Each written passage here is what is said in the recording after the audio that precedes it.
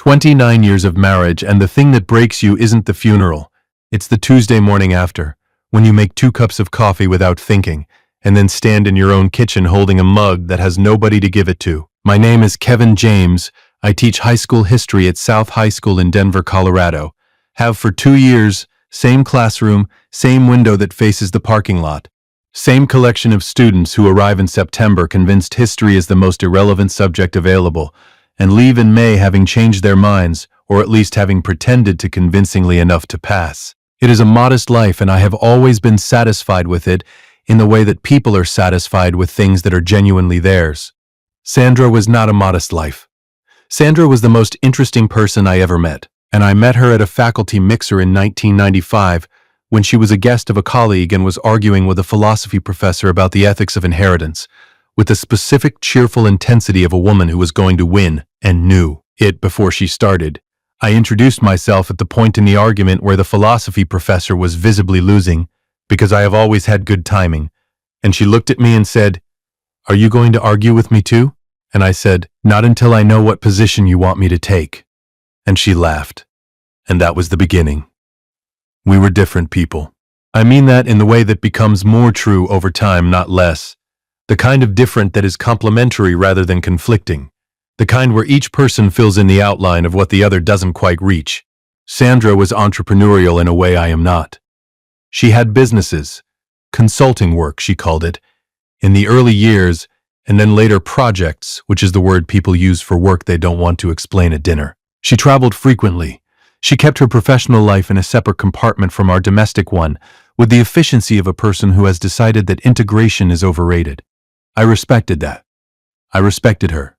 I didn't ask questions she didn't offer answers to. That was, as I would come to understand in the week following her death, both the right choice and the most expensive one I ever made. Monday, September 16th, 4:47 p.m. The call came to my classroom phone, the one on the wall that almost nobody uses anymore, which is why when it rang during my 5th period prep, I startled badly enough to knock a stack of essays off my desk. The Denver Police Department. An officer named Greer. A collision on I-25 southbound at the University Boulevard exit. A silver Lexus SUV. Sandra's plates. The officer's voice was professional and kind in the specific way that people are professional and kind when they are delivering irreversible information and know it. I sat down on the edge of my desk. "Mr. James? Are you still there?" "Yes," I said. "I'm here. I'm sorry to tell you that the driver, we believe your wife, was pronounced at the scene. The paramedics responded within 4 minutes, but the impact was, because yes was the only word I had. I called Frank Odom from the parking lot. Frank has been my closest friend since we coached Little League together in 2003, and has the quality of a man who can be reached at any hour and will always answer. He answered on the first ring. "Kev, what's wrong?" "Sandra," I said. "There was an accident." A pause. "How bad?" "Frank was at South High in 18 minutes. I know because I counted the minutes in the parking lot. Because counting things is what I do when I need something to do with my mind that isn't the thing my mind is trying to do. The week that followed was the specific blur that grief produces in the immediate aftermath. Not a fog exactly, more like a series of very clear individual moments that have had all the connective tissue removed. So you remember the flowers on the kitchen table and the sound of Drew crying in the hallway and the specific weight of the pen when you sign the funeral home paperwork. But the hours between those moments have been taken somewhere and you don't have access to them. Amber flew in from Seattle. Drew drove up from Colorado Springs. They were there by Tuesday evening, both of them. And the three of us moved through the Washington Park House in the particular orbit of people who were sharing the same grief, but experiencing it privately, touching, checking in, going separate directions, coming back together. The funeral was Saturday, September 21st. Sandra had a lot of friends. More than I knew, in some cases, which is a sentence that I would come to understand differently in the weeks that followed. The service was full. The eulogies were warm. I spoke last and said the things that were true, that she was brilliant, that she was funny in the specific way that catches you off guard, that she had argued with a philosophy professor the night I met her and won, and that 30 years later I still wasn't sure I'd ever matched her. People laughed. Sandra would have wanted that. Monday, September 23rd, 9:14 a.m. I was sitting at the kitchen table on South Race Street with a cup of coffee. One cup. I was making one cup now, deliberately with the specific intentionality of a man retraining his habits, when the doorbell rang. The man on the porch was 61 or so, in a gray suit with a briefcase. The kind of presentation that suggests official business without being specific about what kind. He introduced himself as Victor Paulson, a notary and estate administrator. Mr. James, I apologize for calling without more notice. I've been trying to reach you, but given the circumstances, I understand. If you haven't been attending to messages. I haven't, I said. Come in. He sat across from me at the kitchen table. He opened his briefcase with the practiced efficiency of a man who does this regularly. He produced a folder. Inside the folder, a deed, a key, and a document with a notary seal. Your wife designated me as the administrator of a specific asset transfer, Victor said. She executed this document 14 months ago, with instructions that it be delivered to you personally within 10 days of her death. The transfer was automatic. No probate required. The asset is titled directly to you. I looked at the key. It was a modern key card, matte black, with a small silver number embossed on the edge. PH2. What asset? I asked. Victor placed the deed in front of me. Spire Tower, 1600 Glenarm Place, Denver. Unit PH2. It's a penthouse, Victor said. 2 floors, approximately 3,200 square feet. Your wife purchased it 8 years ago under an LLC. 14 months ago, she transferred the LLC's sole ownership to you personally, with instructions for this delivery. I looked at the deed, at the key card, at my name, printed in the clean type of an official document, as the owner of something I had never once heard mentioned. She never told me about this, I said. Victor's expression was careful. I'm not in a position to speak to what Mrs. James chose to share or not share. I can tell you that she was clear and deliberate in the documentation. She wanted you to have this. Why didn't she tell me about it while she was alive? He paused, the kind of pause that has an answer in it that the person is choosing not to give. Mr. James, I simply administer the documents, the contents of the unit and any context around it. That's not something I have information about. He left 15 minutes later. I sat at the kitchen table with the key card on the table in front of me, and the deed beside it and my 1 cup of coffee going cold. Sandra, I thought. What is this? Here is what I knew about Sandra's business trips, which is to say, almost nothing, and by agreement. Early in our marriage, 15 years in, approximately, when the projects had become substantial enough that she was traveling 4 or 5 times a year and occasionally more, Sandra had sat me down and said with the direct clarity that was one of her defining qualities, Kevin, my work has aspects that I can't fully discuss. I'm not going to ask you to be okay with that. I'm going to ask you to trust me, and in return I will tell you, we are financially safe, I am doing nothing illegal, and everything I do is because I'm building something for us. I had asked one question. Are you in any danger? I had believed her.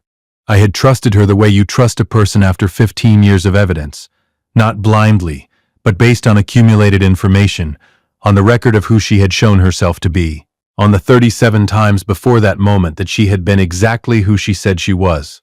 I had not asked again. In 14 more years, and now, sitting at my kitchen table in Washington Park, with a key card to a penthouse I didn't know I owned, I was beginning to understand that the trust had been warranted, but the not asking had left me standing at the edge of a very large unknown. I told Frank that evening at his house on Capitol Hill, sat in his living room with a beer I wasn't drinking, and described Victor Paulson and the deed and the key card. Frank listened without interruption. He is good at that. And when I finished, he looked at the key card I'd placed on his coffee table. You haven't gone yet, he said. No. It's been 4 days since the funeral. I'm not ready. What are you thinking? I'm thinking she had a reason for everything she did. She always had reasons. I picked up the beer. Set it down. I'm thinking I need to understand what I'm walking into before I walk into it. You going to sell it? Probably. We don't need a penthouse. I'm a high school history teacher, Frank. You're also apparently a penthouse owner. He looked at me. Kevin, what did she tell you when you asked about the business trips? That we were financially safe, nothing illegal, and that she was building something for us. I looked at the coffee table. She was apparently not wrong on any count. Frank was quiet for a moment. You going to call Ruth Calloway? Ruth Calloway. My attorney, a real estate and estate attorney in the Loudoun district, who had handled the Washington Park house purchase and Sandra's and my basic estate documents. Sharp, direct, the kind of lawyer who tells you things you need to hear without softening them past usefulness. Tomorrow morning, I said. Good. Frank picked up his own beer. And Kevin, whatever is in that penthouse, she wanted you to have it. She planned it out, legal and documented, and she made sure it got to you. He paused. Whatever it is, she thought you could handle it. Didn't know what was waiting in PH2. Didn't know what I was going to find when I opened that door. Didn't know that the woman I'd been married to for 29 years had been, in ways I was only beginning to understand, considerably more complicated and considerably more deliberate than even I had realized. I drove home to the Washington Park house, made 1 cup of tea, sat in the kitchen, looked at the key card. Sandra. I thought again. What did you build? Welcome back to Dad's sweet revenge. Grab your snacks, get comfortable, and remember, the people in these stories had every chance to behave themselves. They just chose wrong. Drop a comment and be sure to subscribe. You're going to want to be here when that door opens. Ruth Calloway's office was in Loudoun, on Winecoop Street, in a building that used to be a warehouse and now housed the kind of businesses that appreciate exposed brick and high ceilings, and the general aesthetic of repurposed industrial space. Her office was on the 3rd floor with a window overlooking the Union Station Plaza. She had the deed and the LLC documents in front of her when I arrived Tuesday morning. She'd reviewed them overnight. I'd scanned and emailed everything Monday evening, and she had responded at 11 p.m. that night with, reviewed, legally clean. Come in at 9. Ruth is 58, direct, and has the specific no-nonsense quality of a woman who reached her level of professional standing by not wasting time on presentations. The transfer is clean, she said. The LLC was properly structured. The transfer to you personally is valid. There are no liens, no disputes, no complications in the title chain. She looked at me over the documents. The LLC has been operating for 8 years. During that time, it has paid property taxes, maintenance fees, and building assessments on time every quarter. It holds no debt. The penthouse was purchased outright. How much? I asked. Ruth checked the document. Purchase price 8 years ago, $1.4 million. Current estimated value based on comparables in the Spire Tower. She turned a page approximately 2.1 to 2.3 million. I looked at the Loudoun skyline through her window. Ruth, what does the LLC list as its business purpose? Consulting and advisory services. She set the document down. Kevin, I have to ask. You didn't know about this property? No. Or the LLC? No. She was quiet for a moment. I want to ask you to consider having a conversation with the LLC's registered agent before you decide to sell. There may be context that affects how you approach the asset. Who's the registered agent? She turned a page. A woman named Carla Brine, listed as a business associate of Sandra's LLC. Carla Brine. I had never heard that name. In 29 years. I'm going to go see the penthouse first, I said. Of course. Ruth looked at me with the specific directness of a person who has something else to say. Kevin, whatever you find in there, call me before you make any decisions. Any decisions at all. You know something, I said. I know that Sandra James was a careful woman who structured this transfer with considerable deliberateness. Careful, deliberate people don't leave things in a penthouse they don't intend for you to find. She handed me back the key card. Go see what she left you. The drive from Loudoun to Spire Tower takes 6 minutes on a good Denver morning. I know because I drove it twice, once on autopilot thinking, and then circled back to park properly because I'd apparently pulled into a loading zone the first time without noticing. That is what happens to your situational awareness when your brain is running a separate, much louder program in the background. The Spire Tower is on Glenarm Place, a glass and steel residential high-rise that went up during the downtown Denver construction boom of the mid-2010s, 42 stories. A doorman, a lobby that is not ostentatious, but is clearly not trying to be modest either. The kind of building where the residents park in a secured underground garage, and the elevators have mirrors and the hallways smell faintly of very good carpet. I had never been inside it before in my life. Tuesday, September 24th. 10:45 a.m. Tess Merrow, the building manager, met me in the lobby. She was 45, professional, with the efficient warmth of someone who deals with a range of resident situations and has learned to read rooms quickly. She had clearly been briefed, by Victor Paulson presumably, because she greeted me by name and offered her condolences without my having to explain why I was there. Mr. James, I'm very sorry for your loss. We were all fond of Mrs. James here. I stopped. She was here often? Tessa's expression calibrated, not evasive, but careful in the way of someone who is deciding how much belongs to her to say.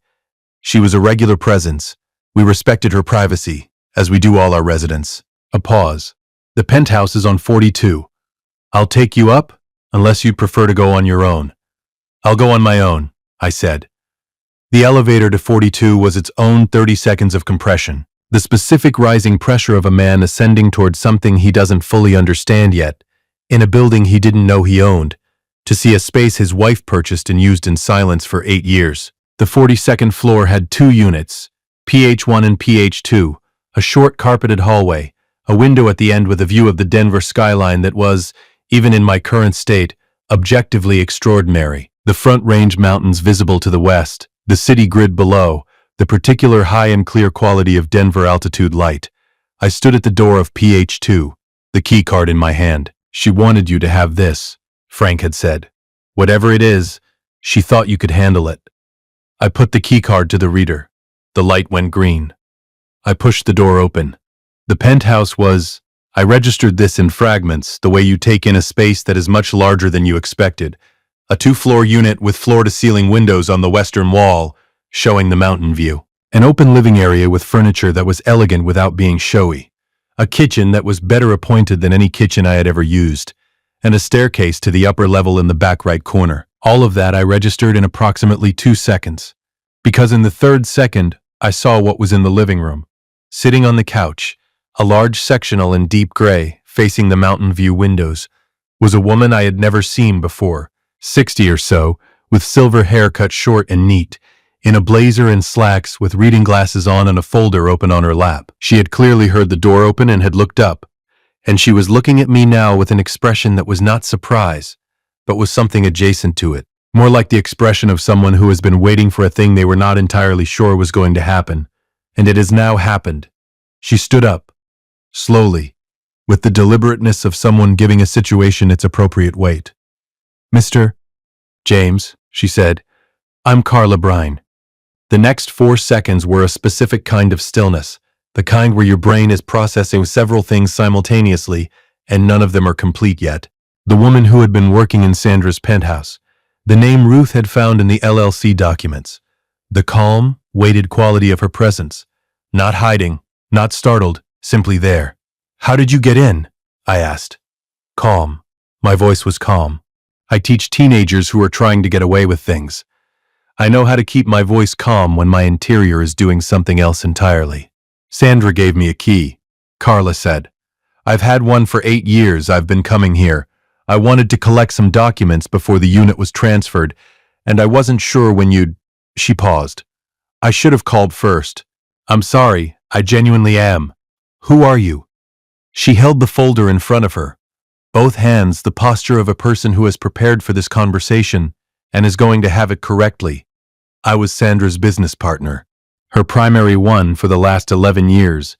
Consulting work, actual consulting, corporate strategy, the kind that companies hire you for and pay significant fees for, and don't advertise publicly because the work is sensitive. She looked at me steadily. Your wife was extraordinarily good at it. She had the best mind for organizational dynamics I've ever worked with. I looked at the woman, at the penthouse, at the mountain view through the floor-to-ceiling windows. She used this place for work, I said. Not a question. For meetings, yes. Client confidentiality requires neutral ground. Not the client's offices, not her home. This was her professional space. Carla paused. Mr. James, I know you didn't know about this. Sandra told me you didn't know the specifics. Did she tell you why she didn't tell me? She said, Carla chose her words carefully. She said you were the most honest and uncomplicated person she'd ever known, and she meant that as the highest compliment. She said her work required a certain kind of contained knowledge, need to know, and that you didn't need to know because it didn't affect you and it would only create worry she didn't want to create. Sat down in a chair across from the couch, looked at Carla Brine. Tell me what she did, I said. The actual work. Carla sat back down on the couch, opened the folder. Corporate Intelligence and Transition Strategy. When companies are in distress, leadership transitions, hostile situations, board disputes, regulatory exposures, they sometimes need someone who can come in without a visible connection to any party and assess the landscape cleanly. Sandra was that person. She was brilliant at reading organizations, at identifying where the actual problems were versus where everyone thought the problems were. She paused. The clients were significant, Fortune 500 level, mostly. The fees matched. How significant? I asked. Because at this point, I was a history teacher in a penthouse, and I needed to understand the dimensions of what I was standing in. Carla looked at me. Then she turned to a page in the folder and slid it across the coffee table. A financial summary. Sandra's LLC revenue. 11 years. I looked at the numbers, then looked again because the first look produced results my brain wanted to verify. She cleared this, I said. Flat. Looking at the page. Annually in good years, Carla said. The work was well compensated because the stakes for the clients were extremely high and the discretion was absolute. I set the page down, looked at the mountain view, Denver doing its mid-morning thing 42 floors below, the Rockies west of everything. The air clear the way it gets at altitude when the light is right. 29 years, I thought. She was doing this for 29, no. 11 years of the current work, more before. The consulting, the projects. She said we were financially safe. She was not wrong. She was describing an understatement so large it had its own zip code. If you've been listening for a while and want stories like this to keep coming, it really helps when you hit that like button and subscribe. 97% of people never do, but it's what keeps this whole thing running. So, thank you. For real. Now let's keep going, because we are nowhere near the end of this. Carla and I talked for 2 hours. She told me about the work in detail, the mechanics, the ethics of it, the way Sandra had navigated the confidentiality requirements with the precision of someone who had thought through every implication. The work was legal, completely, documentably on-the-record legal. Sandra had been meticulous about that, partly because she was that kind of person, and partly because she understood that work in sensitive corporate environments survives only as long as its practitioners are unimpeachable. She told me about the clients, not by name, the confidentiality still held, but by type, by situation, by the problems Sandra had solved. A pharmaceutical company board in crisis, a regional bank merger that was fracturing along loyalty lines, a technology firm whose founder was being managed out by a board that didn't understand what they were managing out. Sandra had gone in, assessed, advised, resolved, again and again. For 11 years. She loved it, Carla said, not wistfully, factually. She was genuinely energized by it. She used to say it was like the opposite of teaching. You taught the same thing to new people every year, and she solved new problems with the same toolkit every time. She talked about my work often. She was proud of you. Carla looked at me directly. She said you were the most grounded person she knew, that you made everything else possible because you were always exactly who you said you were. I sat with that for a moment. The compliment and its weight. The fact that Sandra had apparently described my steadiness as the foundation that made her mobility possible. She built something for us, she had said, 14 years ago. The Penthouse, I said. Why this specifically? Why keep a property? Several reasons. Carla closed the folder. Practicality. A neutral meeting space she controlled completely. Investment. The market value has gone up substantially. And I think, she paused, I think she liked having something that was entirely hers, a space that belonged to her professional self, separate from the home and the family and the teaching history teacher life. She looked at me. She loved that life, Mr. James. She loved you and her children. This wasn't running from something. This was having a full self. I nodded slowly. It was the most Sandra thing I'd ever heard said about her by someone who was essentially a stranger. What happens now? Carla asked. To the unit.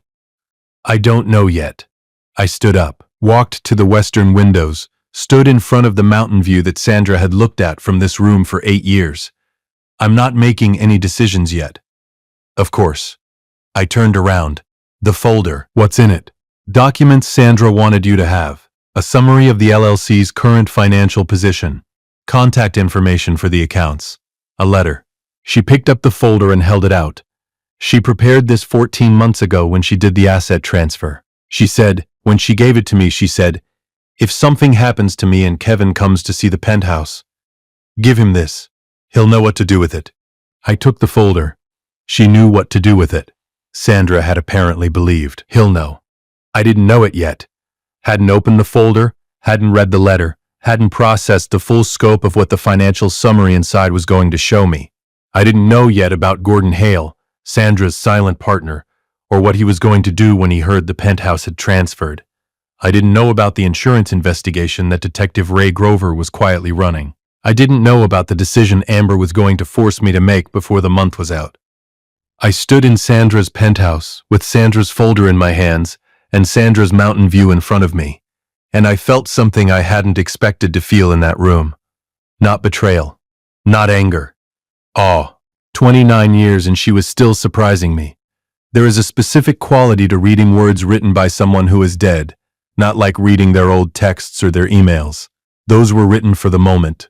A letter written 14 months before death, written with the knowledge that it may be the last direct communication between two people, written by someone who is thinking carefully about what you would need to hear. That is a different kind of reading. You feel the intent in every sentence. The weight of someone choosing these particular words for you, specifically, knowing you might receive them without them. I sat in Sandra's gray sectional couch in PH2 of the Spire Tower, with the Denver mountains in the window and Carla Brine gone. She'd left at 1 p.m. with a quiet handshake and her card and the assurance that she was available for any questions, and I opened the folder. The letter was on top. Sandra's handwriting, the neat, deliberate cursive she'd always used, the kind that people who learned to write in the 70s have and that nobody seems to learn anymore. Kevin, if you're reading this, then something happened and I wasn't there to explain it myself. I'm sorry for that. I'm sorry for all of it. The not telling, the locked compartments, the years of business trips that I know you accepted on faith because that's who you are and I never fully deserved it. Let me try to explain what I couldn't while I was alive. The work was real. Everything Carla will tell you is accurate. I am not going to insult your intelligence by pretending I kept it from you for your benefit alone. I kept it for mine, too. Because I needed something that was entirely mine, that I controlled entirely, that existed independent of the wife and mother geography that I loved, but that sometimes felt like the only map available. I needed a professional self that was separate, and I was afraid that explaining it would make it smaller, or that the questions would make it harder to maintain, or that you would worry in ways I couldn't manage. I told myself it was protection. I know some of it was cowardice. What I want you to know, none of it was about you. Not 1 minute of it was a rejection of you or our life. That life is the one I chose. You are the one I chose. 30 years later, still you. Still the man at the faculty mixer who asked what position I wanted him to take. I never found a better answer to that question than the one you gave that night. Now the practical things, because I know that's what you need from me right now. The LLC summary in this folder reflects its current state. The accounts are detailed on page 3. Ruth Calloway has the access information. I contacted her 6 months ago and left a sealed envelope. She knows what to do. The penthouse is yours to do with as you choose. Sell it, keep it, give it to Amber and Drew.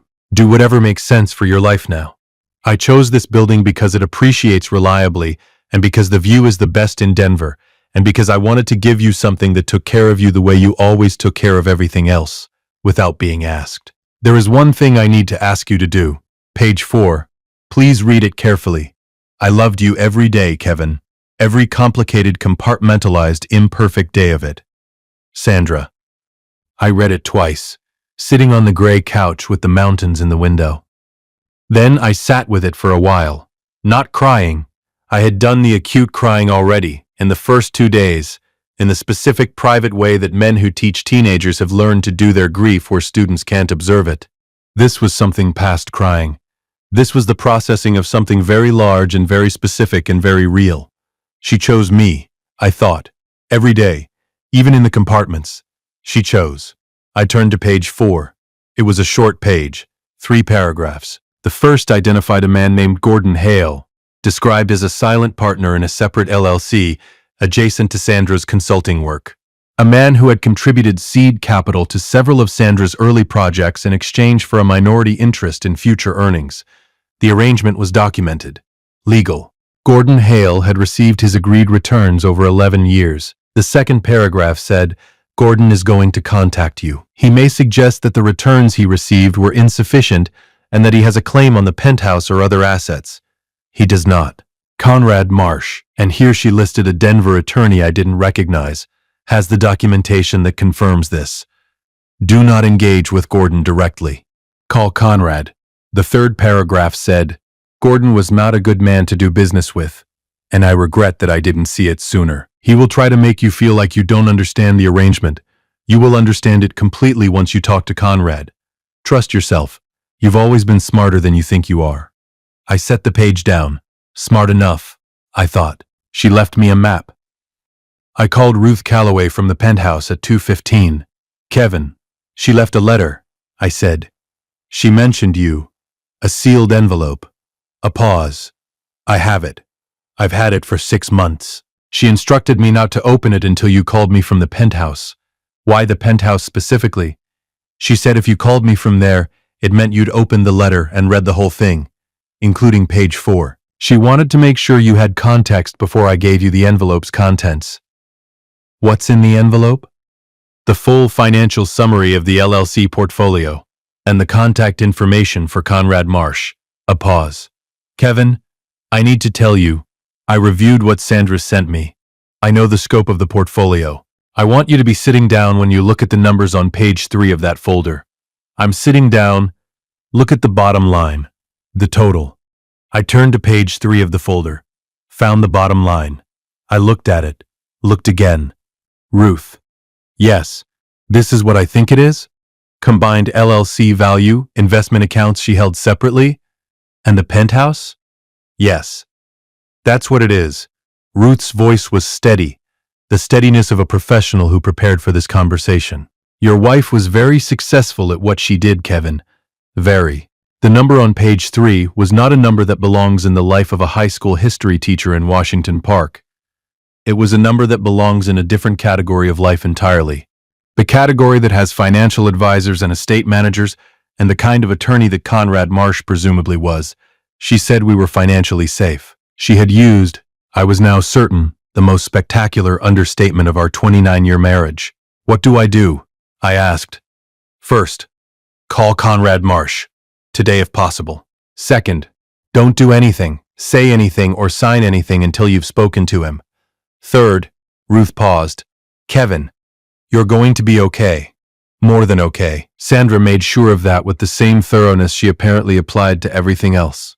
Gordon Hale called my cell phone at 4:30 that afternoon. I was in the parking garage of the Spire Tower, still in my car having spent the last hour sitting in Sandra's penthouse, making a list of everything I needed to understand and everyone I needed to call.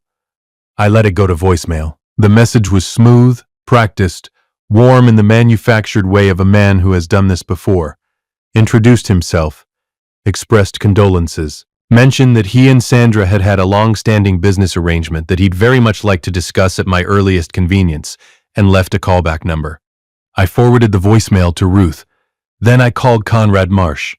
Conrad Marsh was 60, with the direct and thorough manner of a corporate attorney who has spent his career in exactly these situations. He'd been briefed by Sandra. Of course he had. Sandra had briefed everyone before she died, and he walked me through the Gordon Hale documentation in 45 minutes with the efficiency of a man laying out evidence in sequence. Gordon Hale's investment. The documented returns, 11 years of quarterly distributions, all signed and receipted by Gordon himself. The agreement's termination clause, which Sandra had executed properly 18 months ago when she restructured the LLC. Gordon's signature on the termination acknowledgement. He has no claim, Conrad said. Not on the penthouse, not on the LLC, not on anything in your wife's estate. His interest was fully liquidated and he acknowledged it in writing. Then why is he calling me? Because he's betting you don't know that. Conrad paused. He's done this before, Mr. James tested estate beneficiaries in the period of grief when they're disoriented and unfamiliar with the documents. He assumes you didn't know about your wife's business. He assumes you're vulnerable. What do I do if he calls again? Give him my number. That's all. I called Gordon back the next day, Wednesday, September 25th. His smooth voice again. The condolences. The long-standing arrangement. The suggestion that there were matters that needed to be settled. Gordon, I said, I'm going to give you a phone number. His name is Conrad Marsh. He has all the documents from the arrangement, including the termination acknowledgement with your signature. A pause. The smooth voice did something complicated. I'm not sure what Sandra may have told you. She told me exactly what I needed to know, 14 months ago, in writing. I read him Conrad's number. Have a good day, Gordon. I hung up. Sandra, I thought. You mapped every exit. I called Amber and Drew that evening, Wednesday, both of them together on a video call from the Washington Park House kitchen. Amber on her Seattle couch, Drew at his Colorado Springs apartment table, both of them with the tired, slightly hollowed look of people 2 weeks into acute grief. I told them about the Penthouse, about Carla Brine, about the LLC, about the letter. I did not tell them the number on page 3 until I had told them everything else. The work, the clients, the careful structure, the reasoning Sandra had given in the letter. I wanted them to have the context before the figure, because the context was what made it make sense. When I told them the number, Drew was quiet for a long moment. Then, Dad, I know. She was doing all of that the whole time? 11 years of the current work, some form of it for longer. I looked at them on the screen. My 2 children, processing their mother in a new dimension. She was very good at it, by all accounts. Amber was quiet. She'd been quiet for most of the call, which with Amber usually means she's doing the most processing. Then, she wanted you to have the Penthouse specifically, not the LLC, not the accounts. The Penthouse. Yes. Dad. Amber looked at the screen directly. She wanted you to have something solid, something you could stand in. She knew you'd need to understand it physically before you'd believe it was real. I looked at my daughter, 29 years old, her mother's perceptiveness, with my patience layered over it. The combination was, as it had always been, devastating in its accuracy. Yeah, I said. I think that's right. Are you going to sell it? I thought about the mountain view, the 42nd floor, the gray couch where I'd sat and read Sandra's letter, the morning Denver light through the western windows. Not yet, I said. Not for a while. Detective Ray Grover called me in early October. He was running a routine insurance investigation, standard procedure for accident claims of Sandra's policy size, and had questions about her business activities. The call lasted 20 minutes. I referred him to Conrad Marsh for the business documentation and to Ruth Calloway for the estate. Both attorneys had been briefed.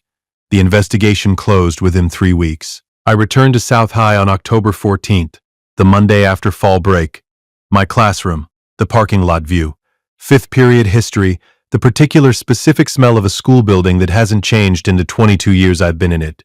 My students, in the way of teenagers who have been told something difficult has happened to a teacher and have decided to be decent about it, were unusually quiet for the first week back. Not performatively quiet, genuinely thoughtful, in the way that young people sometimes are when they've been reminded that adults have full lives outside the classroom.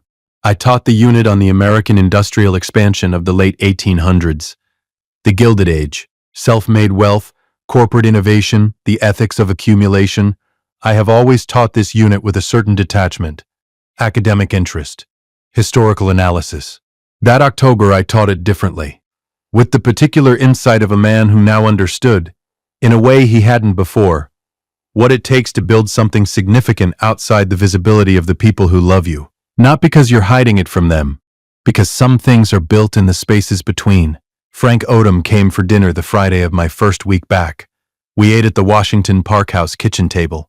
Sandra's kitchen, with Sandra's good pots and Sandra's choice of chairs, and Sandra's herb garden visible through the window that needs replacing in the spring, but that Sandra always said she liked because it rattled slightly in the wind, and she found the sound comfortable. Frank brought wine, we ate. The house was quiet in the particular way it was going to be quiet from now on. How was the first week back? Frank asked. Okay, better than I expected. The penthouse? I went back on Wednesday, sat in it for an hour, looked at the mountains. Still thinking about selling? I thought about that, about Sandra's letter, about I wanted to give you something that took care of you the way you always took care of everything else without being asked. No, I said. I'm going to keep it. For now. I picked up my wine. Amber suggested we use it, family, when people visit. A base in the city, better than hotel rooms. I paused. Sandra would have liked that, I think. The penthouse being used. Frank nodded. She would. We were quiet for a moment.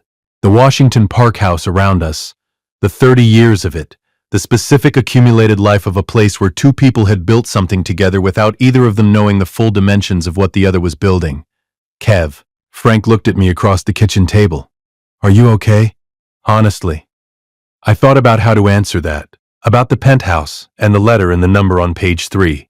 About Gordon Hale hanging up on a Tuesday afternoon with Conrad Marsh's phone number and nothing else. About Carla Bryan in the gray couch with a folder, waiting patiently for the man Sandra had apparently described as the most grounded person she knew. About a woman who had built something extraordinary in the spaces between her life and had documented it meticulously and had handed it to me with a key card and a letter and the specific confidence that I would know what to do with it. I was a 57-year-old high school history teacher in Washington Park. I drove a 10-year-old Subaru. I owned, pending sale or long-term decision, a $2.2 million penthouse on the 42nd floor of a downtown Denver high-rise, with the best view of the Front Range in the city. I had been loved for 29 years by someone so thoroughly and specifically that she'd arranged for a notary to hand me keys to that love 9 days after she died. Yeah, I said to Frank. I think I am. He raised his glass. I raised mine. We didn't say anything else. We didn't need to. Outside, the Washington Park neighborhood was doing its October thing. The leaves coming, the air cooling, Denver getting ready for winter the way it always does, without apology or preamble. Sandra had always loved October in Denver. She used to say it was the best month, because it was honest. Nothing pretending to be warmer than it was, nothing trying to be something it wasn't. I thought about that for a long time after Frank left. She had been, in the end, exactly who she said she was. The compartments didn't change that. The work didn't change that. 29 years of the most interesting person I ever met, choosing me, every single one of them. That's the whole story. The penthouse is still on the 42nd floor. The view is still extraordinary. And every time I go up there, which is more often than a practical person probably should, I stand at the western window and look at the mountains and think, well done, Sandra. You always were better at the details than I was. If you liked this story, join our community by hitting that like button and subscribing for more real, raw, and family-centered stories.